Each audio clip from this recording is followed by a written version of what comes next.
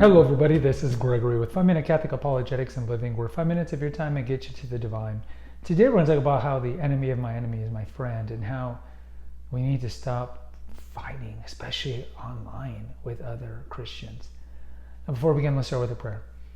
Nomine Patris et Filii et Spiritui Sancti. Amen. Gloria Patri et Filii et Spiritus Sancto, sicut erat in principio, et nunc et semper, et in saecula saeculorum.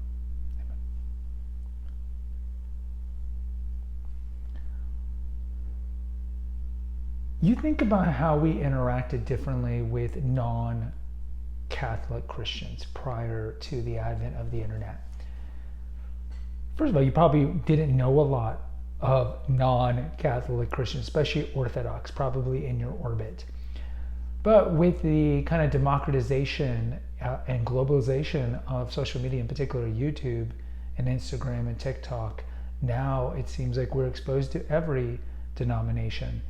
And I think you see quite a bit of just uncharitable behavior done by Catholics to other Protestants, Orthodox, whoever, Jehovah's Witnesses, whoever, and vice versa.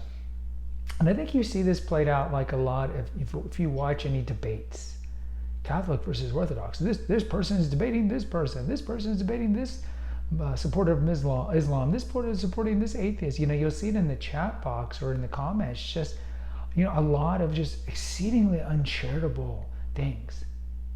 And as Christians, charity is the number one thing we're supposed to have above all: faith, hope, and love, the greatest of all being love, charity. And it's sad that you see so much of this. And look, some of it is triumphalism, some of it is tribalism. My group is the right group because I'm in it. Every other group is wrong. And a lot of that can come from like a true, well-hearted earnestness.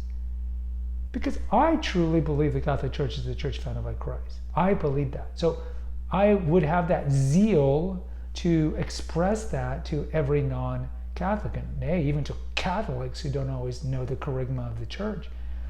But we have to remember, and you see this with converts too. Converts have an even more triumphalism because they finally found the truth, and they want to spread it, especially spread it to wherever they came from. But you have to remember that we have to do this with charity. If you look at 1 Peter 3, Peter talks about how we have to defend the faith with charity, generosity, kindness. And I think you see it so much of it online, how it's just so uncharitable. And I don't think Christ is really happy with our behavior. Now, again, each group thinks they're right.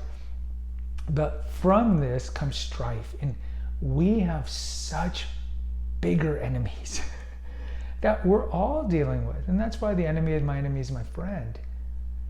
Brothers will bicker until there's a bigger foe. And we have a much bigger foe. All Christian groups, all religious groups are declining due to the rotten fruit of secular humanism, materialism, atheism, all these things spread by cultural Marxists, Gramscian Marxists, and all these places, all these institutions, as we know, that are firmly rooted in these ideologies, the Frankfurt School, all these things.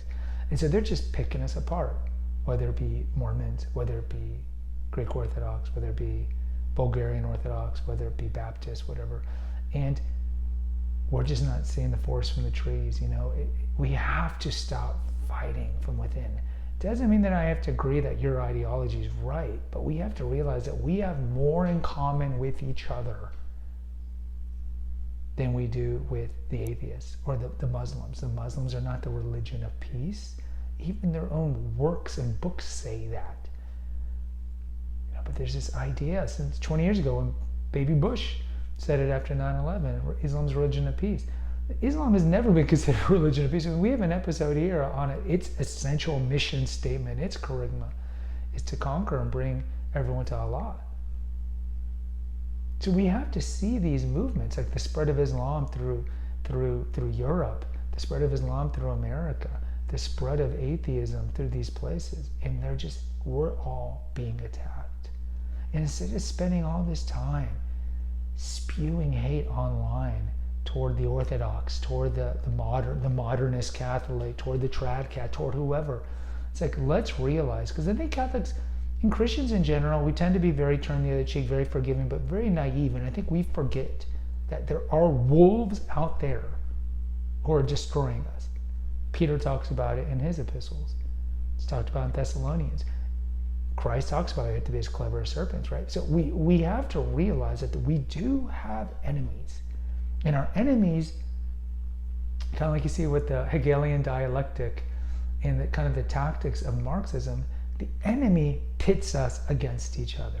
Marxists did it with the classes, and then later with the sexes, and then later with the races. So they do this to pit each other against each other, to distract us from a common foe. And we need to stop it. And the other thing is, like, it's funny because, like, you'll see, like, when we have the anonymity of social media to post stuff, people are much more likely to troll and post horrifically bad things. But if you ever meet these people in person, and this is one of the problems of social media, they normally don't talk to you that way. Like, if you meet a Baptist, if you meet an Orthodox, if you meet a Jehovah, if you meet a Mormon, even the ones that troll and write horrible things, they're not going to say that normally to your face. But there's something about the anonymity of social media that empowers these kind of disenfranchised people. And I would say most trolls are disenfranchised people. They're people that have been neglected or shunted or rejected by the opposite sex, by society in general, and so this is their kind of their kind of outlet is to do these things.